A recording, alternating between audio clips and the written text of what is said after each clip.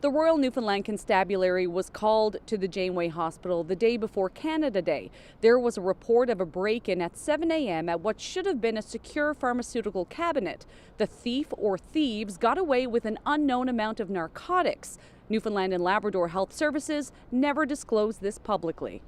Janeway management did send this email to employees shortly after, writing that they understand your worries about the recent incidents and ongoing investigations within the building, and that security had been increased, along with enhanced surveillance methods in multiple locations. It stopped short of saying what those incidents and investigations are. Anytime medication goes missing, it's recorded and sent to Health Canada. CBC requested that data through access to information from the Health Authority. It shows there have been at least 98 cases of missing medication reported since 2020. Sometimes a missing pill or patch, other times larger quantities. In March 2021, 100 lorazepam or Ativan tablets were reported missing from the former Waterford Hospital. 7 months later, the same amount of the drug was reported lost from Carbonair General Hospital. Other dangerous and addictive painkillers like fentanyl and hydromorphone have also been unaccounted for.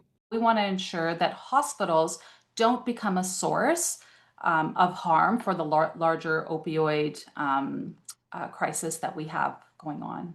The Society released these guidelines in 2019. They outline best practices for things like safe storage, access to controlled drugs, monitoring usage and auditing, and reporting when drugs are lost, and call for a dedicated diversion prevention specialist and committee to lead these efforts in each hospital.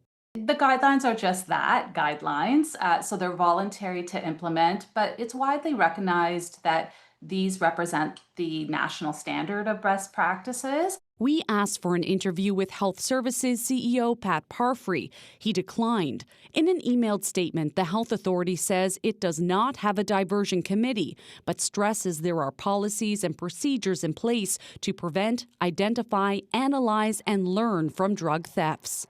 NL Health Services says it was unable to say which of these cases were suspected theft or just plain human error. Now, in the case of the Janeway theft this summer, the police closed their investigation, citing insufficient evidence.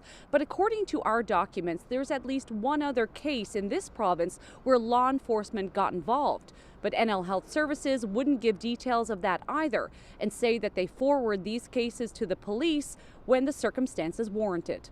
Ariana, Kelland, CBC News, St. John's.